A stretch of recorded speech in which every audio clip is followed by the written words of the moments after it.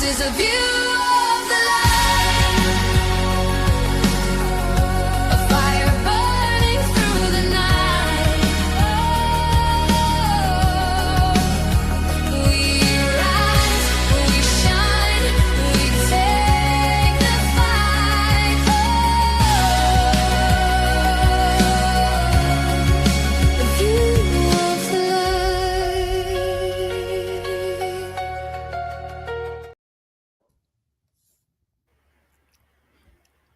Our new beautiful song available now at places, you know, you can find that like Apple Music and Spotify. Yeah. Oh, I don't get those, but all of those.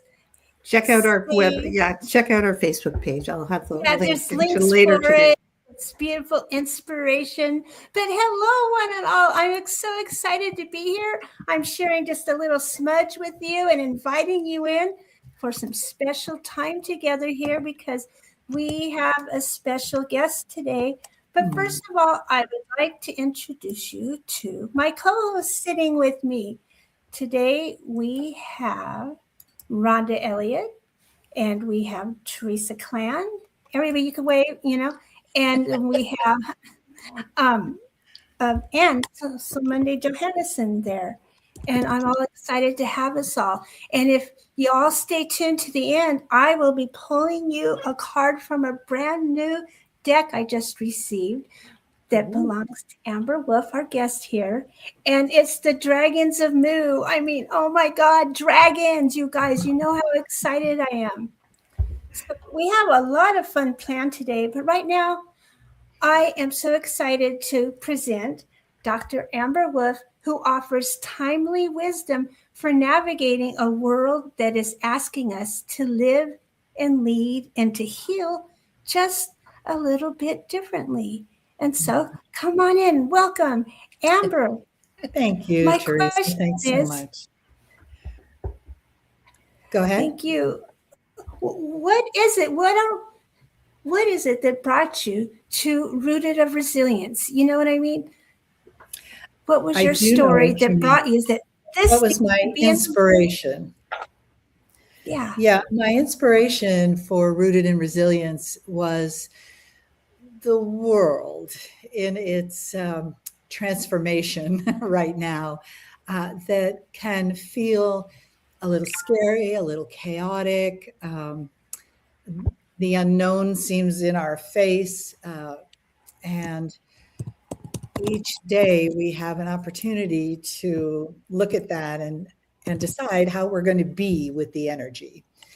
And I have done years and many programs that included channeling of the Star Mothers, channeling of the dragons. I have other programs coming up that will have channeling. But this particular program, I was inspired to create from my 40 years of practice as a holistic healthcare practitioner. And I have had thousands of patients / clients over those years, and they've walked away with not just treatments, but with tools.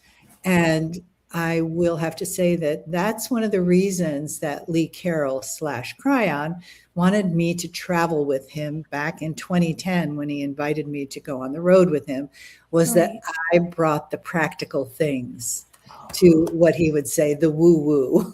And that is, and I also have to say that I really appreciate how much he trusted me because he hadn't traveled with anybody yet. So he trusted that I would bring something that was different but helpful in a really grounded way.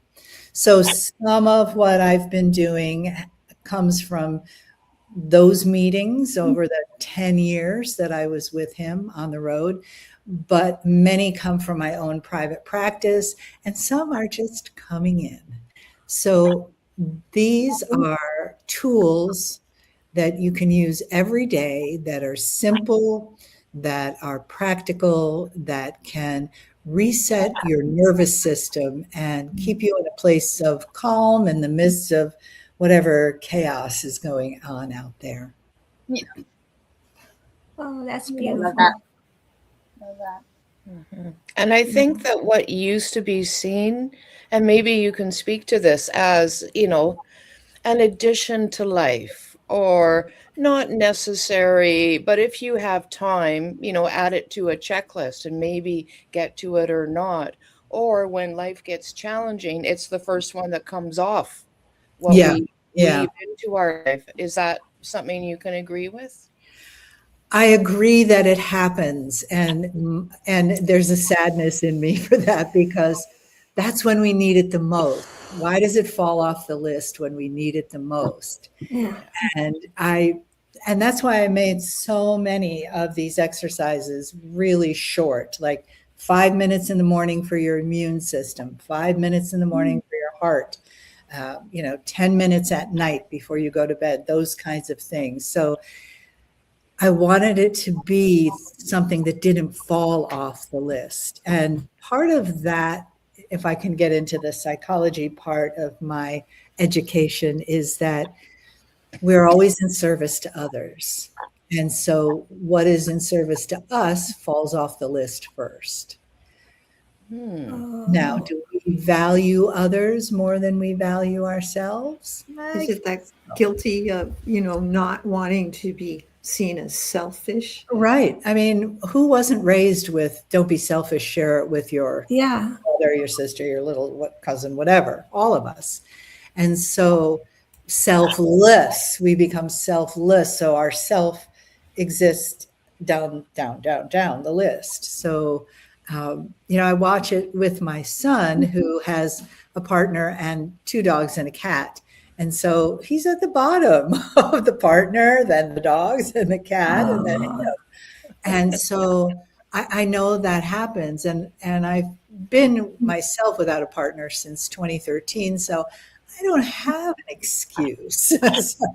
But I want to value myself, this human vessel, this human life, bringing in the divine that I do.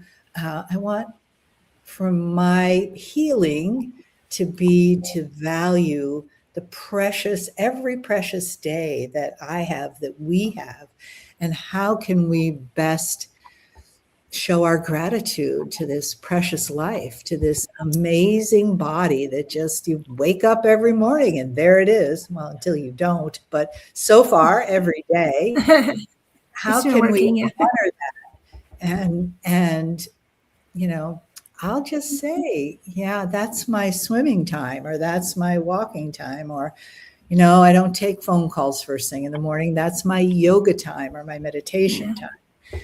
And honestly, it's taken me a lifetime to get to that place. And it's so valuable. And not only do people get it, I begin to model that for other people. And that's really important to me. Not that I want them to look up to me or think I'm better or any of that. I want them to see that this is the possibility for self-nurturing, self-care. You're worth it. You need it. You have to have it. Because what happens if we fall apart down from lack of self-care? I mean, No, personally, I really. can feel it within you. It's like you're a tuning fork, vibrating resilience. And I might go off and describe what that feels for me, but I'm sure our listeners would be interested in knowing what does that feel like in our body, and maybe even how does the world mirror that back to us? Mhm. I love that. Well, resilience for me feels like when I get up in the morning or before I go to bed at night, because there's different things that I do, that I feel hopeful, I feel positive, I feel well, I feel that good things can happen, anything can happen. I feel alignment with who I am, but I also don't try not to get stuck there. I'm a double Taurus, so I get lots of lessons about staying in a rut. So Oh, introducing new things is really, I like that. I need that. My being needs to see new things, and That, I believe, creates resilience. And if you talk to anybody who's like an exercise trainer or a yoga teacher, they will tell you that you don't do the same thing every day, that you have to vary things. So you don't just get strong arms, or you don't just get flexible. You get many different things. You don't just meditate. That we have all these different inner worlds, and they all need attention at different times. I was listening to Rise and Shine. That's the show on the Breakthrough Network, just started just before us. And the guest was talking about sort of resilience to me. What it kind of said to me was the buffalo don't put their tail to the wind, they put their head to the wind. So the storm, when it comes, rolls around them. Is that what being resilient means to you? Is that we stand there, face the storm, and it kind of rolls past us and we're still standing? I like that a lot. Yeah, I like, because the storm is always going to be there in some form. Like even if you have just a flat tire, or if there's a hurricane, there's always some storm. And what I learned from heart math training was coherence. And when we are in our hearts and our heads, when they're in sync, that is where we build resilience. And we can't just build it in our heads, and we can't just build it in our hearts. We can't just build it with our bodies, or not even build it, maintain it. A lot of people say as you get older, it's harder to bounce back from an illness or from an emotional upset or whatever it is. And I believe a lot of that bounce back, that's resilience. And because we don't attend to it ongoingly, we're young, we have resilience. And then we get older and we have less, because we don't have a model for staying resilient as we age. So I think that part of what you said, Rhonda, is, put your head down into the wind instead of the other direction, is that what do we do to build our resilience? So in spite of the storm, in spite of whatever's going on, that it doesn't suck us dry. That reminds me a little bit of the salmon swimming upstream, Yeah. And also what you mentioned, I feel like the nourishment and the self-care, and there's a lot of self-love in it, what you mentioned earlier, and that I love that, being a self-love. Yeah. Well, because, someone can love us. I know my son loves me, and, I have friends that love me, but they're not next to me in the morning doing yoga for me, or they're not taking a walk for me. They may come with me, but I've got to get this out there to do it. So is it worth it to me? Absolutely. Absolutely. And what happens is that as I age, the things I do change, but I'm still attending to what creates resilience. And it's taken me a long time not to be a wife and a mom that was, always self-caring someone else. And also in my work, I had a very busy practice when I was doing that kind of work. And when I met my husband, he said, "Why are we working 5 days a week? Let's only work 4." And that was a big shift. That was a huge shift, because I was a single mom for years, and I had to work as much as I could. I'd see people late at night if they had to work, and yada yada. And that took a lot out of me. It got harder to take care of myself. So having that balance and looking at how we don't sometimes, and then we don't teach others what we need. It has to come from us. And I think that's a whole new training for women. Yeah, indeed. And when you're speaking, I can't help to think, Amber, that yes, maybe we do this practice for ourselves, knowing that we need to come more into, integrity with what we need and honor our own truths. But as we do so, not only do we go out in the world almost like a secret emissary, but Yeah. we also help build a better world together. It benefits the collective on whatever layer of density and reality that we are each connected to. Yeah, that's beautiful. And absolutely, absolutely. I mean, if you walk out the door and you just got your head down and you're feeling like, "Rrr," I mean, it doesn't even have to be on the physical, as we know. On the non-physical, we're continuously sending energy out into the world. And if it's not hurting, it's not helping. And if we are helping ourselves, then that's what's going out into the world. I did a lot of teaching in my last class, the next Lemuria, or we are the next Lemuria, about the magnetic field and how sensitive it is and how layered it is and how we can attract through it and how we can send through our field. So yeah, absolutely, we do that. Yeah, they're having a big discussion offline about the word bounce back. And Jessica Duga, the creator of the Breakthrough Show Network, said they shifted out of the word resilience last year on Beyond 2D because I realized I don't ever want to bounce back. I want to move forward. Yeah. Yeah. And Ollie's saying, he's from Belgium. Bouncing back means going to what was before. Each day, the river contains different water. Yeah, so that's why I like the word resilience better, because it just gives me a building feeling. That it's continuous. It's not back and forth.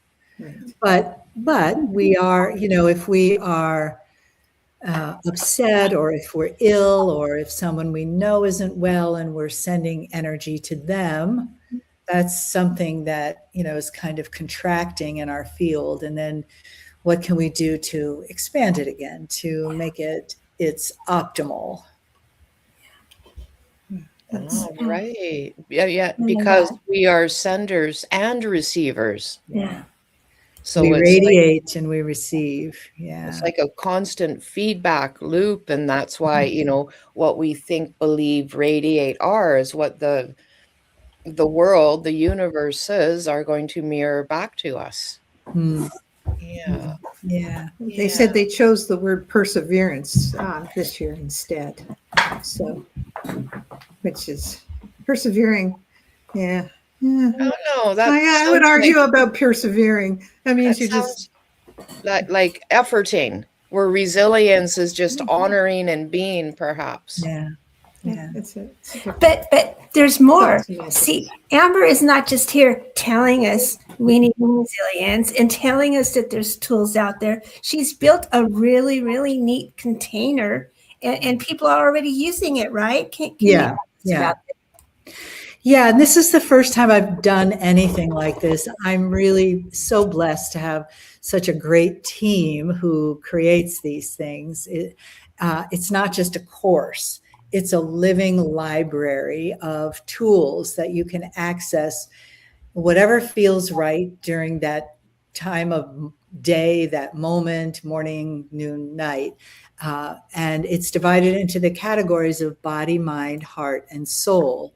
And in each category, there are many different things. There are channels from the Star Mothers. There's songs, there's music, there's a really fun laugh track, because laughing is really, really healthy for us, and we don't tend to do it enough.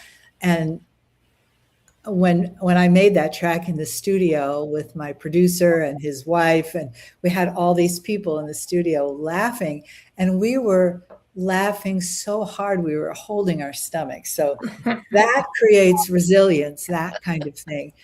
Plus there's little things to do, like 5 minutes in the morning for your immune system, 5 minutes in the morning for your heart. There's one called the power of elevated words. So just words that bring up positive feelings. You just say the word, and yeah, I'm sure there's probably about, I'm going to say between 40 and 50 different things to choose from, depending on what your intuition guides you through to that moment, because it's always different. And, when you start to be more attentive to your own resilience, you remember, oh, I can go there and I can choose this or that. And there's something new. Sometimes there's 2 new things in a week that I haven't seen, or I go back to this one because it's really my favorite, or like that. And it gives people a choice to tune into where you are in the moment and just feel that. What is my heart good? Yeah, my heart's good. What about my mind? Yeah, it just won't stop. Let's do something for that.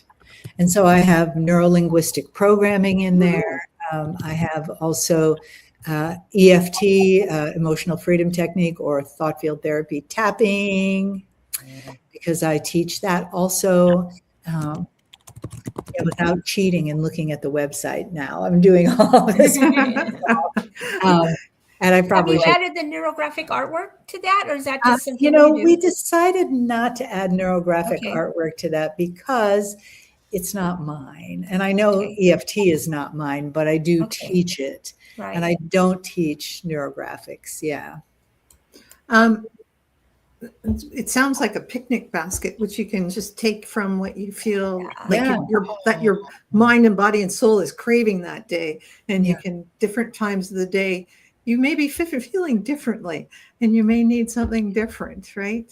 I try to make it so there's really no excuse, that we all have, moments where we just want to zone out. So, listen to music, or listen to a beautiful song that somebody's singing. You don't have to do anything. You just listen, because we know that sound affects our field as well.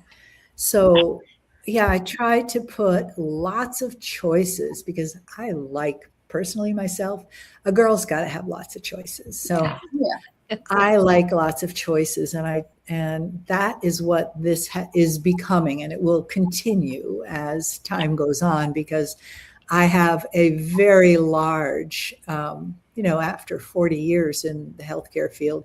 I mean, I can't do some things with people, like I can't read their cranial sacral rhythm online, but there are a lot of other things that I can do and teach. So, it's been really fun for me to share that. And I felt it was a time in the world where it was time for us to start being attentive to ourselves. And just for our people that are listening or are watching this, if you go to the video description, Amber's link to her webpage is there, and it goes right straight to the course. So it's the first thing it's a clickable link. So you click on it, it goes straight to her course, and then all her other offerings are in there as well. And it's a beautiful webpage just to browse around in there. Do you share in your resilience course or toolkit any heart math exercises? Yes, we do. And Teresa Clan's all about heart math up there. Yeah, I really, it's funny. Here's a little tidbit about heart math. I almost didn't graduate from high school because of math. I did just by the skin of my teeth in the end. And so I tried to stay away from it my whole life. Although I'm very good at adding numbers in my head, but nothing, like calculus, algebra. Yeah, we hear you. So years later, 50 years later, maybe 40, I produced Greg Braden and hosted him in Boulder, along with Lee and me. And Greg talked about heart math. And I was entranced. Of course, he's such a good presenter, but the MATH was keeping me away from the HEART part. And like a trigger, eh? Yeah, it really was. Yeah. Well, I didn't want to fail, and it only brought up bad memories for me. So I was just like, walk away from that. But I was I am in. And I was so in that I also invited Howard Martin, who's one of the creators of Heart Math, to come to Boulder and teach. So I didn't have to travel anywhere because I was traveling so much. So that's how in I was with Heart Math, and it's great. And so I would do it. We would do it from the stage where we would hook up a person in the audience to a little thing on their earlobe, and it would project onto the screen what was going on with their resilience level and their pulse rate. And, and the whole audience was watching them, and you could see when they closed their eyes, how all that changed. And when they started to breathe more deeply, how their wave got softer and bigger. And then we would ask the audience to send energy, and that would shift it again. So yes. Neat. Oh, how exciting all that is. I love that. I love it when you can see woo-woo in action. I know, it was really cool. Yeah, when Howard Martin was in Boulder, he gave me the little dongle that you plug into your computer that makes all that magic happen. And it just sat in a drawer for, 5 years. And then I said to Lee, let's do this, let's do this. And so he figured it out, of course, because he's the tech guy. And I did the talking and took a volunteer from the audience who had no idea what they were, that someone was going to be looking into their soul, their heart and their soul. But it was really, to watch it in action and see how powerful our mind and our heart are, and the collective too. It was beautiful. Yeah, it's handy to have technology assisted consciousness practices. So we know, for instance, once when I was wearing the monitor, I was just sitting reading a book, all comfortable, calm, in nice coherence. And then I turned a page and I instantly went out of coherence. Oh, how interesting. Yeah, so that was interesting. And does anybody remember years ago at one of the Burning Mans that Heart Math had an installation there? Did they really? Wow. They did. It was a big cone shaped thing, much like, what's it called? The Cheese Grater building in London, England. And it was like that. And people can go up to it and get hooked up to a monitor and watch and affect it. And the more people that were present with the higher levels coherence, it lit up more. Of course it did. That's beautiful. Oh, thanks for telling me about that. I didn't know that. Yeah, I've never been to Burning Man, so a lot I don't know about, but they were there at least once. And this was at least half a dozen years ago or so. Very cool. That's great. I love it's that. Amazing that there's proof. Yeah. Absolutely. It's like proof of life, right? It's energy. Yeah. And how amazing it is and how easily we can affect it. Yeah. I have that little dongle, and when I put it on, you really have to be attentive to your coherence. If you're in your head about something, because how many of us can look like we're meditating and be in our head thinking about what's next? Oh, yeah. Yeah. Even when we have guided meditation. That thing is on there and you're looking at what's happening on your phone. It's no cheating. This is neat. You guys are telling me that you guys got a little thing that tells you when you're there. Okay, I have a little blood pressure machine that I use, and I do 15 breaths beforehand, and then I take the machine. I'm thinking, oh yeah, look at me, I'm doing so good. But the machine says telling all of you, not just the blood pressure. Right. That's beautiful. Yeah, and now they have ones that aren't wired. I prefer wired because of the EMFs, but the wired just plugs into your phone, and you really, if you're going to be present, you're going to be present. If you're not, you'll know. Yeah. How cool. Yeah, for me, I start to realize when I am coherent and when I'm not, and the distinction between it. Maybe that comes over time, and especially for the people you've helped, Amber, with your picnic basket.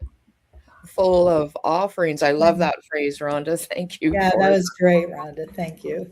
Yeah. Yeah, you do. I mean, you start, and if you look at a big enough timeline, I ask people all the time, or I suggest to people, put a date on it. What's the date that you started doing this drawing or this magnetic field exercise or these rooted in resilience? And then get in your time machine and look back and see who you were then compared to who you are now. And you really, you're getting somewhere. This is working. It's not just something that you're doing for nothing.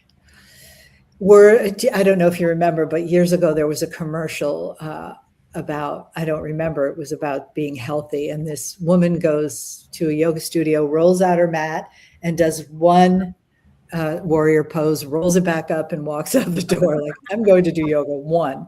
And then a guy goes to the gym, he's got his clothes on and he gets in there and he pulls the thing down and lets it up, walks out the door, one. And then he has breakfast and he puts one blueberry in his bowl and that's going to be his breakfast. And the thing is, it doesn't work like that. You build something that it can't just be once. Unless you want that to be the end, and I'm not there yet. So I wouldn't call that resilience. I'm sorry? I wouldn't call that resilience. No, I wouldn't. I'd call it when I saw that commercial, I was like, yeah, here you are. Like making New Year's resolutions that only last a couple of weeks or a couple of months, and then you start micro-shaming yourself all day long, which is another thing that's in my Rooted in Resilience, is turning micro-shaming into tenderness for yourself. Yeah, because we do that. The voice in our head is always making judgments and comparisons pretty much all day long. And when we can find that moment that it's happening, we can do something else. We can turn it into something tender. And my friend Mindy, who's been on my team for years, says, don't you go talking about my friend Amber that way. Yeah, But we do. We talk to ourselves that way. And, as if it will help. Has it ever helped? No. Will it ever? No. But we do it. It's a program and we do it. And the way out of it is to say, hey, this is happening, and when I find that I'm noticing that it happens, I can make a choice. Yes. I can choose. Yeah. Also taking accountability. Yeah. Because nobody, like I said with, anything else, nobody else is going to choose out of it for you. It would be great, but it doesn't work that way. There's a public speaker, Lisa Nichols, and she has a book about resilience way back in the old days. And what she was saying, comparing it to, is it's like a muscle, something you got to use. And that reminds me of some of the stuff Dr. Joe Dispenza says about our neural network.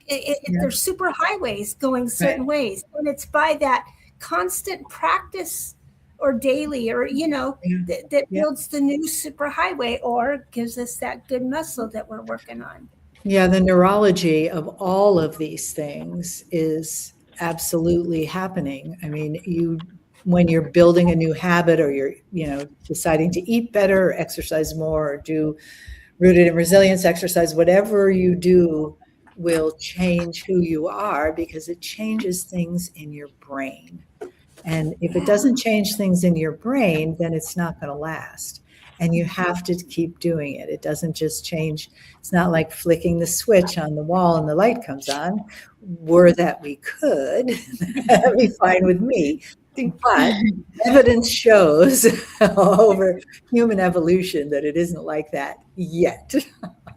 So building your attention, building your resilience, building your heart coherence, all of those things are things that we build. And I really wanted this program, Rooted in Resilience, to be able to do that in a way that wasn't oh, I got to sit and do this for 10 minutes every day. I got to, like that.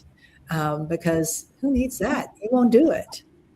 Have you got a quick little on the go one that you could share with our audience? A little exercise, like, one of the ones from your Body, mind, heart, or soul? Heart. Okay. Yeah. But you're going to have to close your eyes. Okay. Don't do it if you're driving, of course. Yes. Please don't do this if you're driving. Just listen to the podcast again. Yeah. And then place one hand on your heart, either hand, it doesn't matter. And then let one hand come down to your belly wherever it rests. You're going to breathe in through your nose into your belly and then breathe out again through your nose. And then do it again. One more. Now I want you to breathe in through the hand that's on your heart. And breathe out through the hand that's on your belly. And do that again. And as you're doing that, when you breathe in, you can say thank you. And when you breathe out, you can say in your mind, I love you.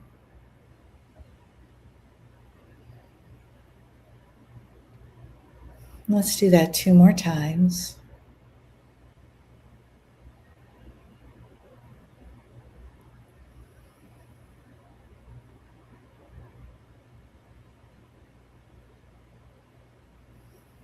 And when you're finished, keep the breath going, but you can just relax both your hands onto your lap with your palms up.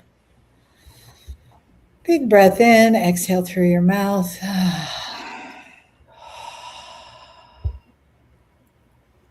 You might feel some energy in your hands, your heart, your belly. And then when you're ready, open your eyes.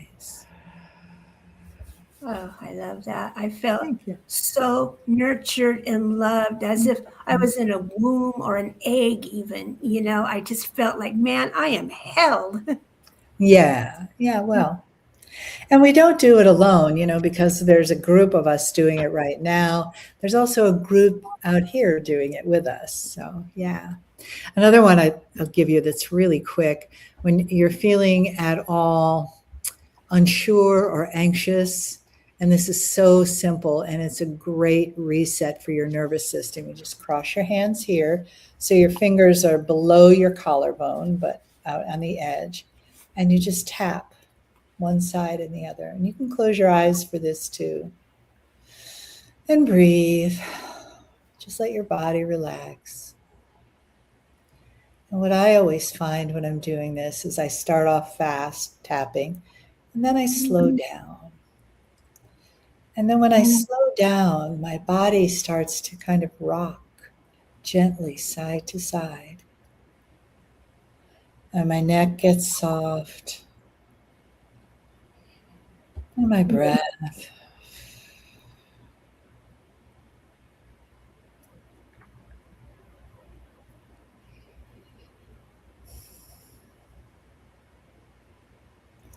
Yeah, it's good.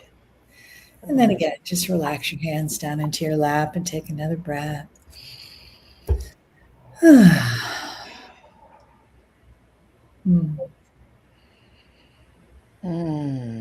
love the presence. Yummy, huh? Beautiful. Angel wings, right? Yeah. Yeah, angel wings are an honoring of Isis, some people would say. I found it fascinating, especially with the first one. I felt it physically, but also in like my aura around me.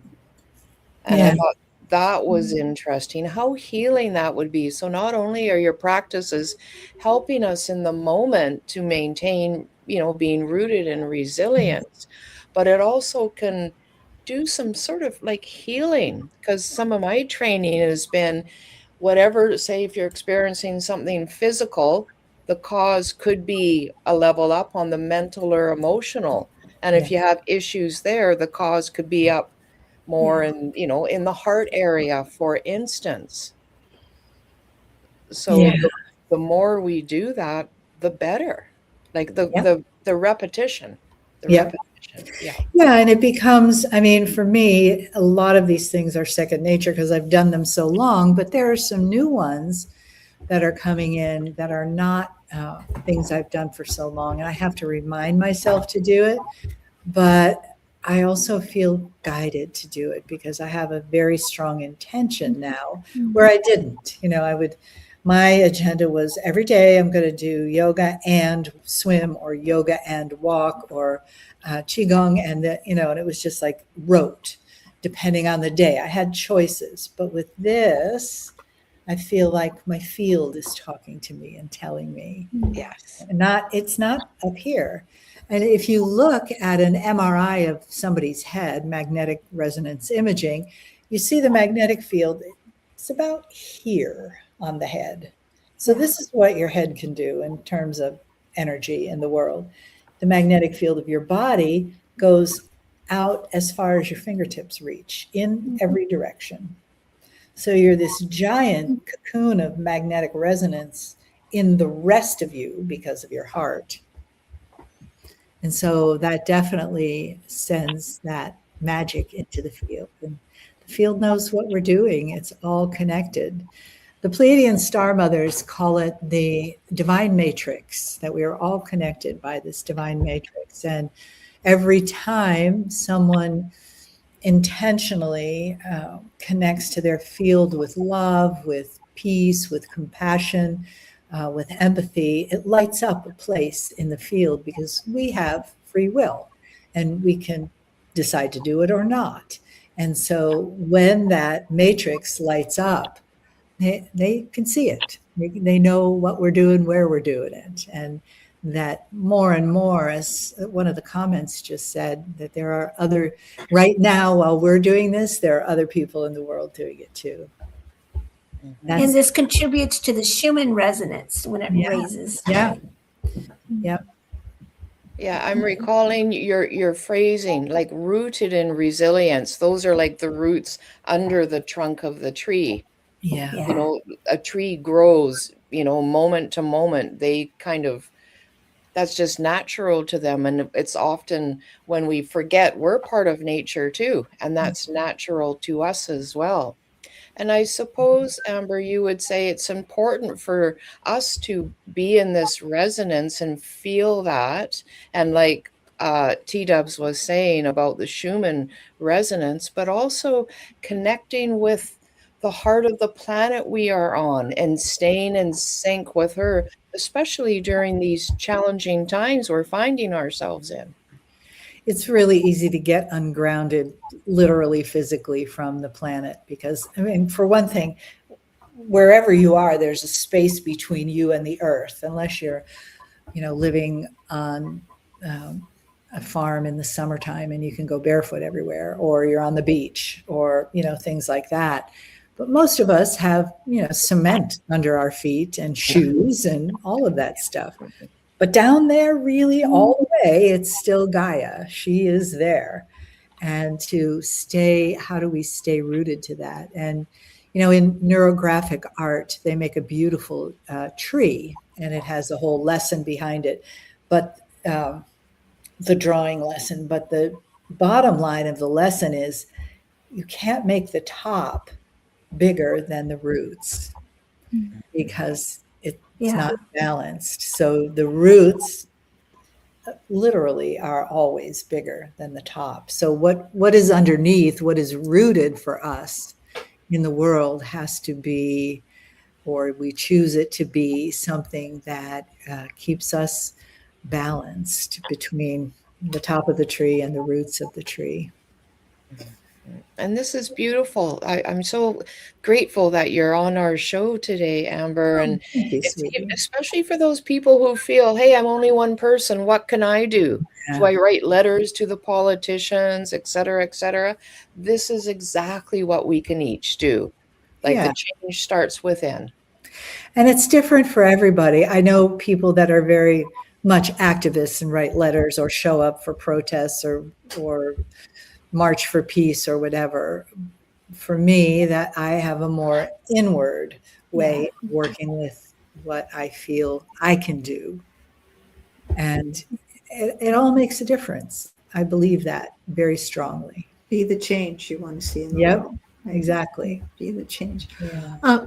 Amber, it's been terrific with you. But before we get into the card, which you and Teresa are going to do a duo partnership on, could you sort of just explain where people can find you, and if you have any special workshops coming up, and maybe just explain where Yeah. people can find you. Yeah, of course. AmberWolfPhD.com is the big website where stuff is. Right now we have a free little class called 7 Days of Vitality. And it's instead of New Year's resolutions. We started it on January 3rd, but it's ongoing. You can just find your way there, and 7 Days of Vitality. And it's just like resilience, only there are different things that you do than is in my course. That there's something for every day. So that's there for anyone that would like that. And upcoming on February 17th, because it's the Lunar New Year. Oh, and I wanted to say, I'm going to put a pin in that for a sec, that today is 1/11/1 in numerology. Yes. Yeah, that's Isn't it. that wild? Oh, I just got a chill. In a 1 year, right? In 1 Yeah, year. so 1 year. Yeah, new beginnings. So the Lunar New Year is in the new moon on February 17th, and I'm going to be doing an online event for that. It's not quite up on my website yet, but stay tuned. It will be because it's the beginning of the year of the horse, and it's a very different energy than the year of the dragon and the year of the snake. They were sort of clearing the way for the year of the horse, the fire horse, which is very powerful, forward-moving energy. So that will be on the 17th, and I'm hoping to be able to launch my new course then, which I haven't decided on how it's going to exactly show up, but I'm pretty sure it's going to be Lemurian vibrational medicine, and I'm going to teach how to actually make elixirs and crystals, and we're going to do all that like we used to do in Lemuria. Oh yeah. Oh, that's so wonderful. And in April, everybody come back. April 26th, we're going to have Amber on again, and she'll be talking about the book We Are the Next Lemuria, right? Yeah. And the divine feminine, and how the divine feminine is going to save the world, or is saving. Yes. But yeah, that's you can just check my events page on my website, and you'll There's lots of. It's a beautiful website, and there's lots of information there. It's on your homepage, there's that lovely sort of poem that you created with a beautiful. The goddess of Mu. Yes. Yeah. Yeah, that's lovely. Amber, I'm curious, have you heard about different Lemurian portals being around the planet? Like Mount Shasta is a well-known one. Rhonda and I went there together. But even here in Victoria, British Columbia, Canada area, there's one here too. I heard about it. I went to it. Curious, will it feel the same as the one in Mount Shasta? And you know what? It did. It was 100%. Wow. Are you familiar with the nodes and the nulls of Gaia? The nodes, yes. Nodes, node. Yeah. But the nulls, I am not. Nulls. Okay, so the nodes, this was brought through by Cryon over the years, that there are 12 energy places on the planet called nodes that the Pleiadians put time capsules. The Pleiadian star mothers put time capsules to be awakened at certain times. And many of them, more than half of them, have been sung open by the Lemurian choir over the years. And the first one was in 2012 in Maui. And so some of them are impossible to reach. And so I think they're going to have to be opened in other ways, or maybe they're self-opening. I don't know that. But Mount Shasta is one of those nodes. And I've been to a lot of the nodes. I've been to the one, I've just been to a lot of the nodes. And they all feel different to me from each other. And they all, for me, have a certain vibration or certain difference. But Mount Shasta is special. There's just something about it. And I don't know, I went there the first time on my birthday with Cryon in 2010, and we did one of those tourist things. We came in, drove to the place, stayed for the weekend, and left. We did the same thing again the next year. I could see the mountain, but I never could be on the mountain. So the third time we went, I did the come early, stay late thing and went on the mountain. And I had this experience of I wasn't going to leave. And the person, the guy that brought me up there, that's a tour leader, was a little concerned because I was just going to spend the night there. And I didn't even have a water bottle. I mean, I had shorts and a little shirt. It was summer. And I just had, and I was pretty adamant for a while, which is, it wasn't at all logical. It was just the energy. It was just the energy welcoming me. And so so I go every year now, and I'll be going this coming year in September, take a group there. And it's, for me, that is that. And the rest of California, don't care. Yeah. Don't care. It's like its own place. And sure, there were places. And I know that from my original time in Lemuria that I didn't leave when everyone left. Yeah. And that they went all over the planet. And I know that they hit the coastlines of North and South America. And that's why they were in Rapa Nui and New Zealand. And that's why you can feel it on that western coast of British Columbia and Alaska. There's the energy's there. And if you find a portal, I found a ley line last year. That was my assignment from the Star Mothers. The year before, they said, when you come back, this was the last day I was there, when you come back, you're going to find the ley line that's here. I was like, oh, great. I have to wait a year for this. And I did find it. It wasn't where I thought it would be. I was sure I knew where it was, but I had to just sort of stop thinking and just feel. And I found it, and it was not what I expected, and beautiful. So I know that energy is all over our planet. I know that when the Star Mothers were here, certain minerals were exposed, crystal beds and other mineral beds were exposed, and they got the consciousness. And that's why we now have things called Lemurian crystals.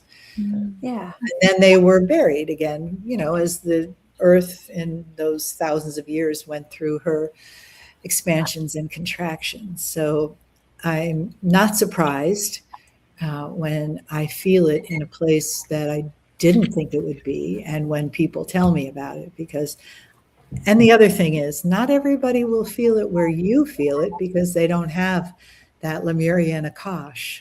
Yeah. For sure. Yeah. Okay, thank you.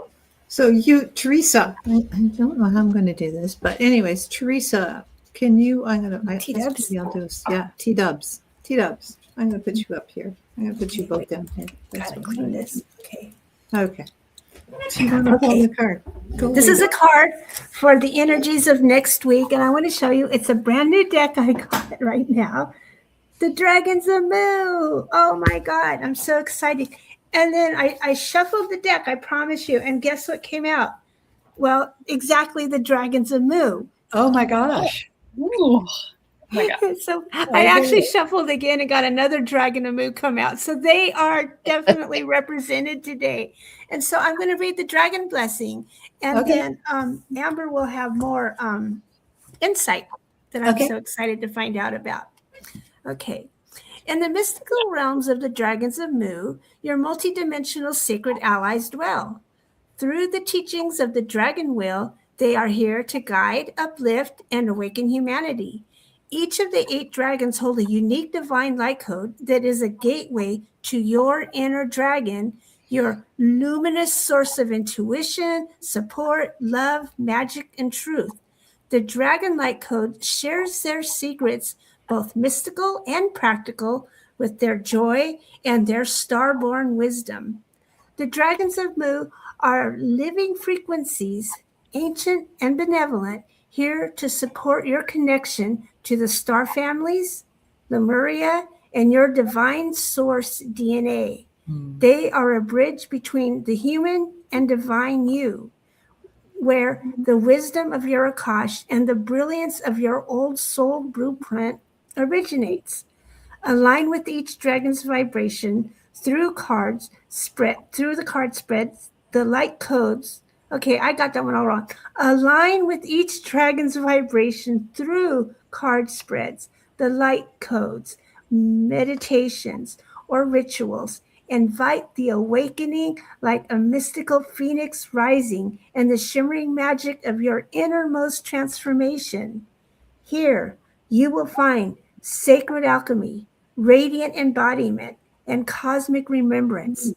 Dragons blaze the path ahead, illuminating your journey of rediscovery to the reclaiming the light of the magnificent glory of you. Isn't that beautiful? Ooh. Wow. Oh, Who wrote that? That was great. Yeah. Where can somebody buy the deck? They're on my website, and I was just thinking, as I should have planned better for this, I would love to give your listeners a discount. So if we could do that retroactively, and I'm, let's see, Monday, Tuesday, tomorrow, I'm meeting with Jenny, and I'll get that to you. Okay. On my website, there's a place that says My Store. There are also 3 dragon activations that are not in the card deck, but they're on my website. So you can But we can do a separate post and put your stuff there and then have the discount in the post. So Okay. we can do that. That'll be excellent. That would be lovely. Yeah, happy to do that. Thank you. Yeah. Wonderful. I would love to send some to the Faroe Islands. I haven't done that yet. please, But please. they've gone all over the world. but they We'll haven't get you done guys. that. I'm going to send you both a link. So the link, Okay. the link we were talking about earlier. So Great. I'll CC you both in that mail. So you'll both Wonderful, I'll wonderful. get that both your email addresses afterwards, and then I'll be able to do that. Thank So you. so any insight on that one or the Earth Dragon? Well, that dragon is sort of the herald, I would say, HEARLD, of all of the dragons. It sets up a vibration for any of the dragons to enter your life. It's an introduction to the dragons. And I have to say, just to sort of anyway, my own self, I have never been a dragon person, never. And when I was, and the Star Mothers over the last, since 2010, have been giving me things I've come to know as sacred assignments.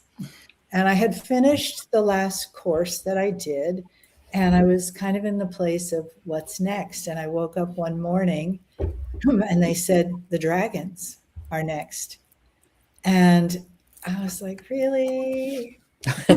Like, dragons, there's the Oriental dragon that's good luck and it comes out at parades and stuff, and then there's the European one that's like Always getting a sword livestock, and always the knights are trying to kill him and all that. And I was like, nah, don't feel it. Don't feel it.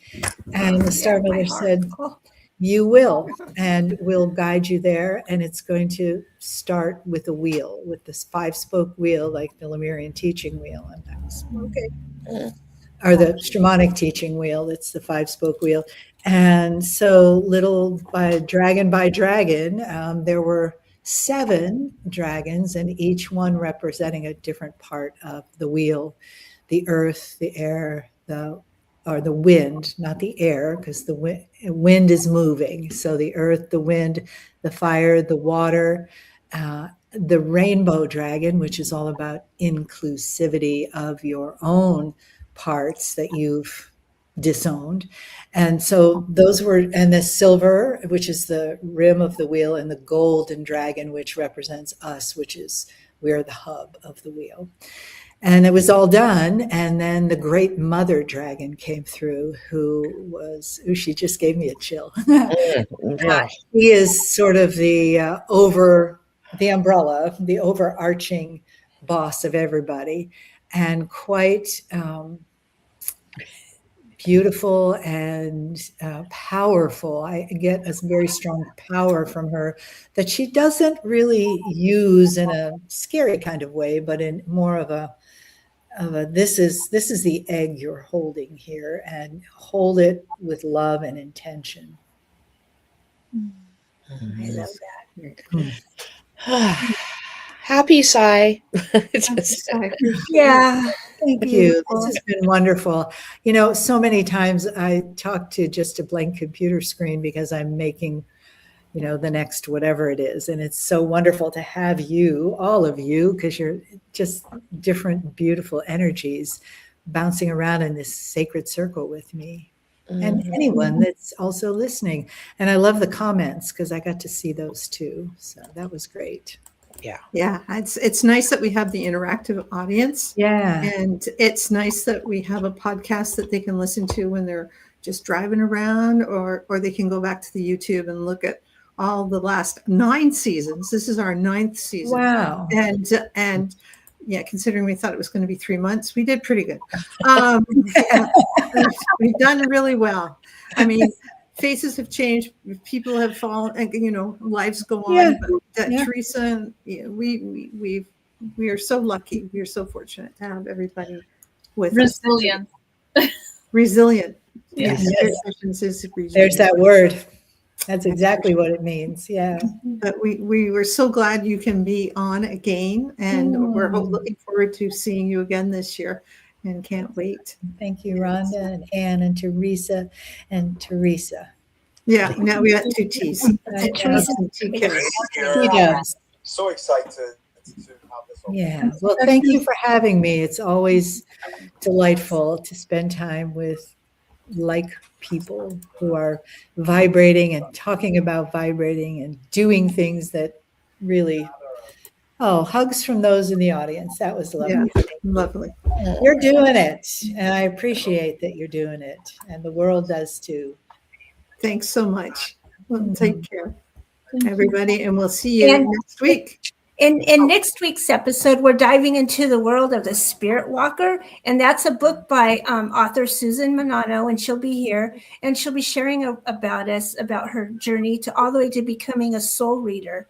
And she shares personal stories, which are kind of exciting because they were out in the wilderness. She's out in the wilderness meeting spirits, and she'll share those stories with us and explore the wisdom gained from her time there. So Yeah, as a park ranger, right? She's a former park ranger. Right? Wow. Yeah, so very cool. I have personal stories. Take care, everyone. Stay on. We'll be back after, once we've done. Okay, thanks. Okay, Bye, everyone. Thank you. Bye, everybody. Bye-bye. This is a view